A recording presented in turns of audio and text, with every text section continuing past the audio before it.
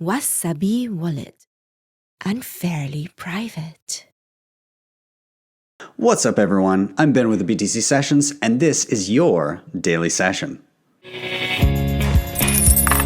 Hodl that Bitcoin. Before we dive into the news, of course, shout out to sponsors of the show, LEDN.io. This is where you can use your Bitcoin for a few different services. They've got Bitcoin savings accounts where you can earn interest on your Bitcoin. They've got Bitcoin-backed loans. This is where you use your Bitcoin as collateral to obtain a Canadian or US dollar loan. And this is actually the first service of theirs that I used. It was around early March of last year. I was in a pinch. I needed to get my hands on dollars, but I did not want to sell my Bitcoin. I was worried I wouldn't be able to buy it all back easily. And so what I was able to do is put my Bitcoin into a dedicated address that I could audit 24/7. And when I repaid my loan in dollars, I got all of my Bitcoin back. In fact, the exact same UTXO. Luckily, I did that because I would have been spending a lot more to get back the same amount of Bitcoin. So I did not put the Bitcoin at risk in terms of not being able to buy it back. So that was a lifesaver. And then finally, they've got their B2X offering. This uses the same loan mechanism where you use your Bitcoin as collateral to get a loan, but then it buys even more Bitcoin with that collateral, doubling your Bitcoin on the spot. So if you want to check out any of those services down below, there's a link there. And if you use that link and opt to get a loan with it, they will give you $50 worth of Bitcoin for free. And secondly, sponsors of the show, Coinberry. This has been my go-to for buying Bitcoin the past few months just because of the ease of use. Website is super easy to navigate, really clean and easy. Also, they've got an excellent paired app, so on the go funding and purchasing is great. The thing that stands out to me the most that I really love about is the speed of funding. These e-transfers that I usually use to fund my account are super fast. In my experience, I've only ever experienced maybe like a 20-minute wait max to fund my account. Now, it can vary depending on what bank you're with, so on and so forth, but that's been my experience thus far. And I also really like that they have this autopilot thing where you can fund your account and then make regular buys at certain intervals for certain amounts. So you dollar cost average and take the emotion out of buying Bitcoin, trying to time things, because that tends to not work very well in my experience. So if you want to check out Coinberry, there's a link down below. And actually they've got a deal where if you use that link, you will get $20 for free after your first $100 purchase. With that, let's dive into the news. So we have officially seen the first U.S. bank fall amid this recession. And so what bank was it? Where was it? What happened? Let's get into that right now.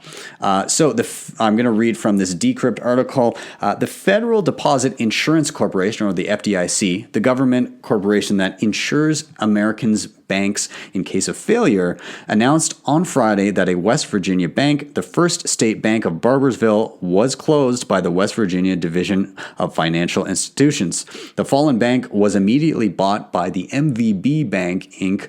of Fairmont, West Virginia. Its 4 branches will reopen as branches of MVB Bank on Sunday, according to the FDIC.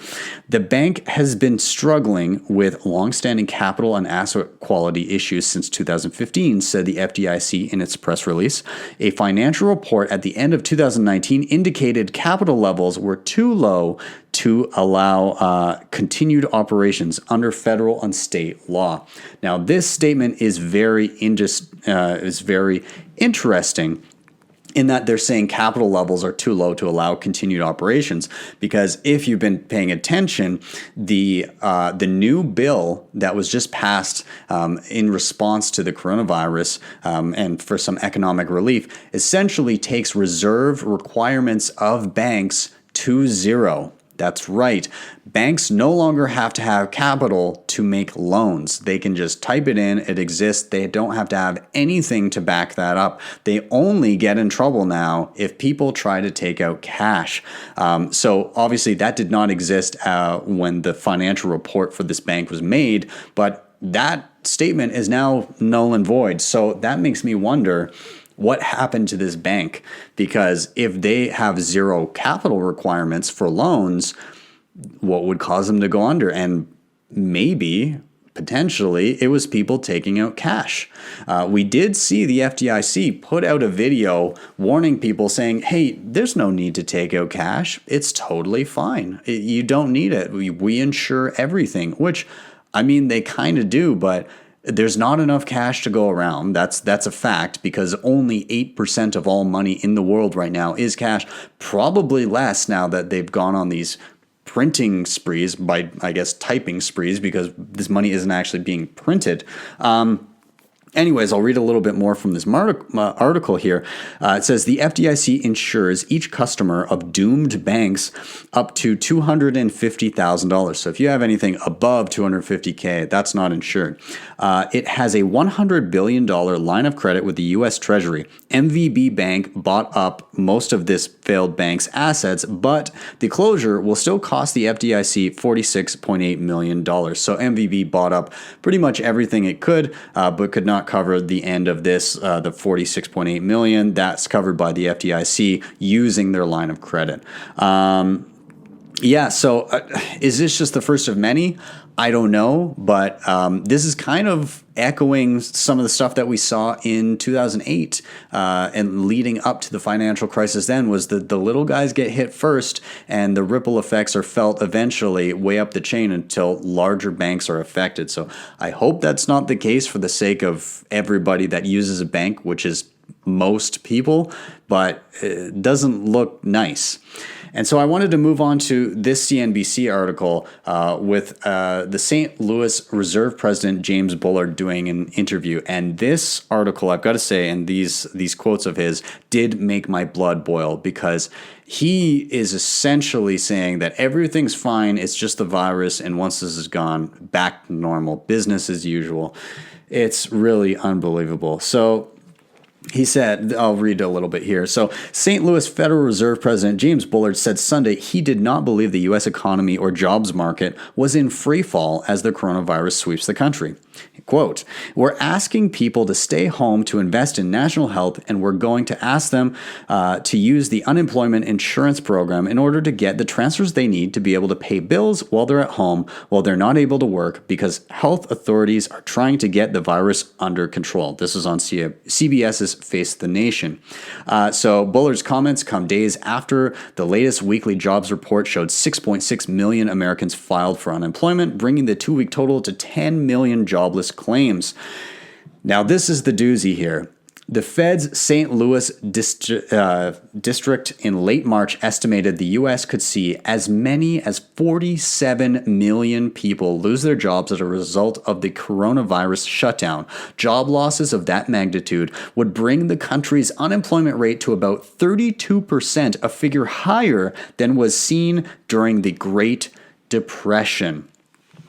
With all that, his quote, he's saying, let me go on and read some of these quotes from him.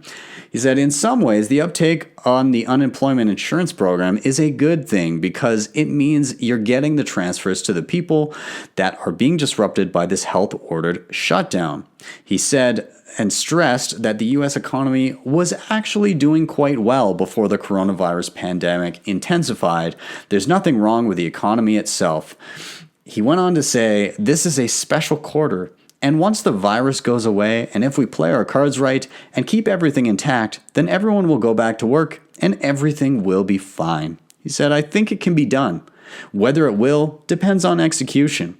I thought Congress did a great thing in passing their bill. I thought it was appropriately sized for the situation. The object is to keep everybody whole during a period when you're asking people not to go to their jobs or not to go to shops and basically not participate in the economy.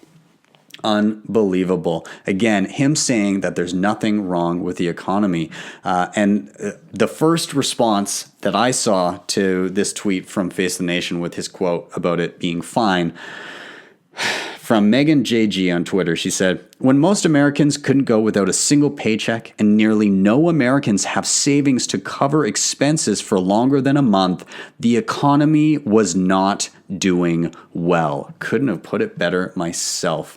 And then I wanted to move on a little bit here further. Michael J. Burry. If that name sounds familiar, he's the guy portrayed by Christian Bale in The Big Short. He's the guy who predicted the financial crisis of 2008 and bet against the housing market when everybody thought he was fucking insane and made billions on it.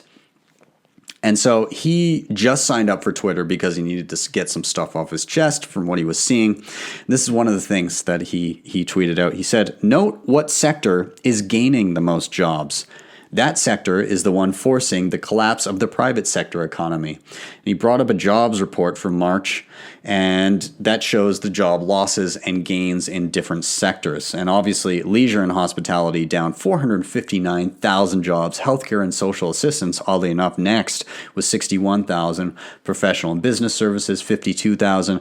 And it goes down the line. But then when you get to the top, and there's only really a few sectors that gained, which not much. And then you see one that gained a fair amount. And what was that sector? It's the government with 12,000 new jobs. Of course it is. Government never shrinks. It always grows. It always grows. Yeah, because it can. It doesn't want to shrink, even though it should in times like this. You think we should be spending less money on government and getting more money to people, potentially, if that's the way we're going to do things, but that doesn't seem to be the case. Now, I did want to touch on a tweet here from Mauricio Di Bartolomeo, and he's co-founder of LEDN. He also hails from Venezuela and has family there, and grew up there.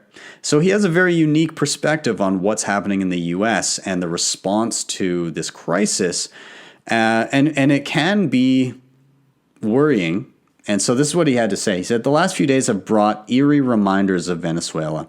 The daily presidential addresses watched in a collective gasp to see the size of your benefit, the panic buying, empty shelves in some places, I'm not going to butcher this, okay, cacerolazos, or clapping for health workers, and then general restrictions like not being able to move around." And so he is drawing a lot of comparisons from the current state of the U.S. to what happened in Venezuela leading up to and well into the crisis there with hyperinflation. And it is worrying. Now, what's the answer? I don't know. Do you just let everybody starve while the economy is shut down? Do you let everybody go back to work and let everybody get sick? Do you find a middle ground? There's no super easy answer, but looking at lines of hundreds of cars in Pittsburgh for the food bank, looking at essentially what amounts to bread lines in New York that look like the Great Depression, it's pretty wild to see how quickly everything collapsed.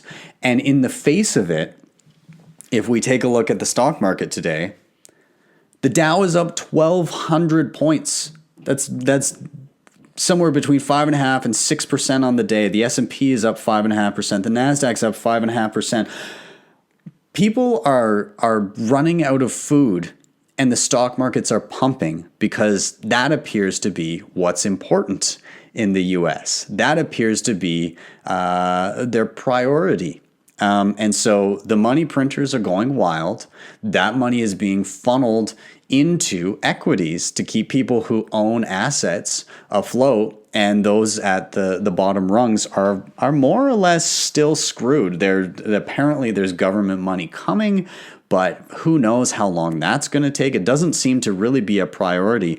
If you're going to bail out anybody, which again, I'm more of a free market kind of person, in a free market that's truly free, where there's consequences for irresponsible actions, then people tend to prepare a little bit more, including companies, and they don't make such irresponsible, over-leveraged, idiotic calls because they're not expecting to get bailed out.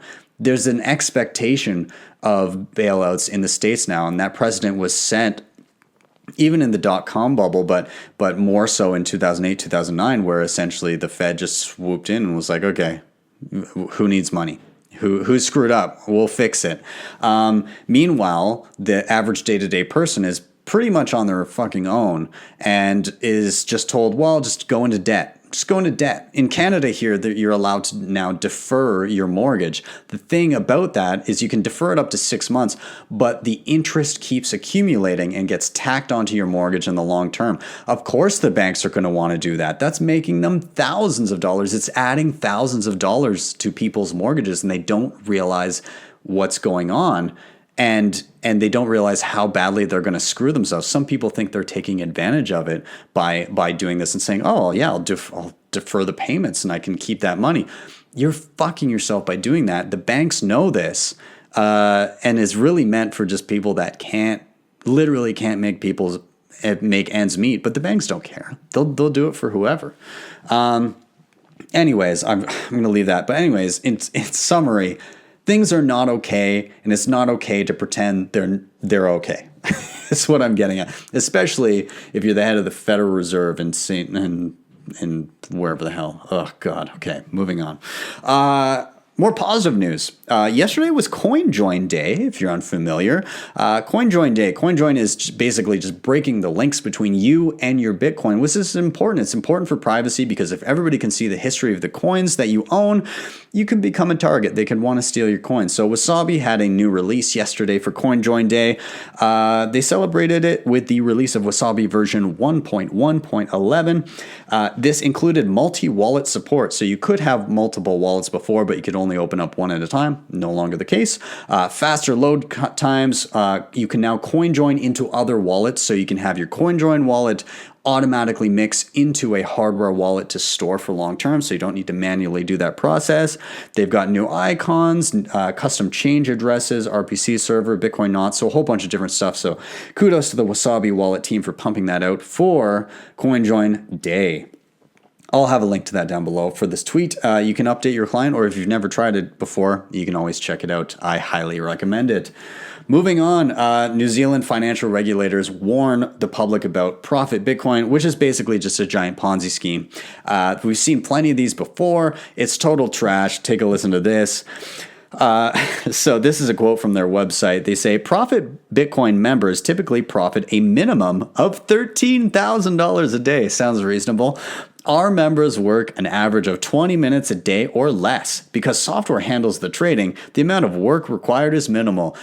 Yeah, that doesn't sound like a fucking scam. Of course, this is garbage. Of course, you know it's garbage because you're watching the show and you're already privy to a lot of this information. People who may not know it's garbage is some of your friends and family. And so I'm just calling on people that are watching this right now. Be aware that people may be falling into these traps. And why might they? You might say, well, people that fall for this are idiots, but not always, because on the outside looking in, if you don't know a lot about Bitcoin and you look at the performance of Bitcoin over the past 11 years, how many million % is it up? Sounds ridiculous, but if it's still around, then it stands to reason that this could be a real thing, and people don't know the difference. So I'm bestowing it upon you, well, and myself, to keep an eye out. And if you see people looking at stuff like this, don't call them idiots. Try to educate them. Try to say, here's the reason that Bitcoin was a black swan event and what allowed it to grow in such incredible fashion. But there's no such thing as free money. And saying that you will profit a minimum of $13,000 daily is absolutely insane. Maybe point them to previous scams that happened like BitConnect or OneCoin and just say, this is just another iteration. It will happen again. Anyways, moving on. I like this headline from Cointelegraph. No bailouts required. Bitcoin difficulty to rise as hash rate recovers. So we saw the Bitcoin hash rate, the amount of mining, the amount of computing power on the Bitcoin network, securing it dropped by 16% recently. And that's because of a drop in price. A lot of Bitcoin miners, if they're running old equipment and they have expensive electricity, when Bitcoin drops below a certain price, it forces them to turn off the power. But what happens to that reward that they would have been reaping from having those miners on, it doesn't disappear. It just gets reallocated to the miners that were more efficient, that had cheaper power and more up-to-date machines. And so because of that, we see, yes, there was a drop in hash rate recently, but now the hash rate has expanded about 10%. So we went from pretty close to 140 exahash all the way down to around 80 exahash, and now we're back up at 120 exahash. So what happens is when the efficient miners reclaim those profits as their own, they can reinvest in more machines. So that some of that is probably happening, but also potentially because the Bitcoin price has recovered from a low of sub 4K to over 7,000 now, some of those less efficient miners may have turned back on. So Bitcoin is very self-correcting in this stance. If you're inefficient and you can't keep up, well, we push you out, and people who can run businesses with good profit margins are the ones that will succeed. So in that vein, let's look at what could potentially be happening with Bitcoin price with the coming halving. Those not privy, the halving means the issuance of new coins. When Bitcoin started, 50 new coins every 10 minutes. That was cut in half in 2012 to 25 new coins every 10 minutes. Again in 2016 to 12 and a half coins every 10 minutes. And it's about to be cut again in May. And so Plan B is a guy who did a model on the price of Bitcoin and how it relates to issuance, which hopefully is correct, but he was able to map out potentially where the price of Bitcoin could go if the model holds, which is projecting over around $100,000 Bitcoin within a year and a half. Possibly more, because the model does tend to overshoot, or the price of Bitcoin does tend to overshoot and undershoot, and then kind of elastic band back to the median. Anyways, this was the tweet. He said, to maintain that a $7,000 price tag of Bitcoin since October 2017, we must have had about $400 million of new cash inflow every month for the last 2.5 years. You put this together by saying 30 days times 24 hours a day times 6 blocks an hour times 12 and a half Bitcoin every 10 minutes times $7,000 of Bitcoin. This is assuming that all trading is a zero-sum game. So after the halving, we only need half of that, or $200 million per month, to keep Bitcoin at its current price. If the $400 million on average of new capital inflow remains constant, then the Bitcoin price should, in theory, go up. That's if that $400 million of capital inflow maintains. Now, obviously, it fluctuates. This is an average estimate over the past number of years here, but we will see. Now, with that, the block halving is counting down. We're 36 days out. It is coming. It cannot be stopped. This is just how Bitcoin works. In the face of the craziness, and I've said this so many times, especially since the craziness we've seen in the markets, regardless, Bitcoin does not need bailouts. It will reduce supply of new coins in 36 days.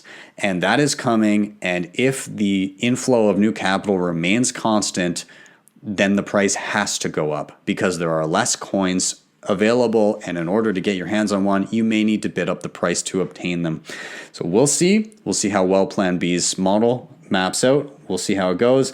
I'm looking at the price of Bitcoin now. We are at the time of recording this, we're at $7,250, which seems to be going up and up. As of late, we have rebounded quite a bit from the sub $4,000 low that we saw with the dump in equities across the board. And yeah, we'll see, but it's looking good. We've recovered quite a bit, and so I'm feeling good. But who knows? We could have those dips. You gotta have strong hands. You gotta hodl if you're in this thing, I suppose. If you're freaked out by those dips, then this might not be the place for you. With that, I'm gonna wrap up. Thank you so much for watching, you guys. As always, if you're on YouTube, do hit like, subscribe, and share. If you are listening to this audio only on the podcast, then please do share that on your social media. And of course, do drop a review because those reviews really help with visibility. Outside of that, if you want to help with the show in another way, you can hit up the sponsors I mentioned down below. That was LEDN and Coinberry and Wasabi Wallet. Those are all down below, and a couple of those have some deals for you. And finally, if you really liked what you saw, you can always drop me a Lightning Network tip at my tippin.me page. That's tippin.me/@BTC Sessions. And with that, I am out. Have a wonderful evening, and I will see you next time for your daily session.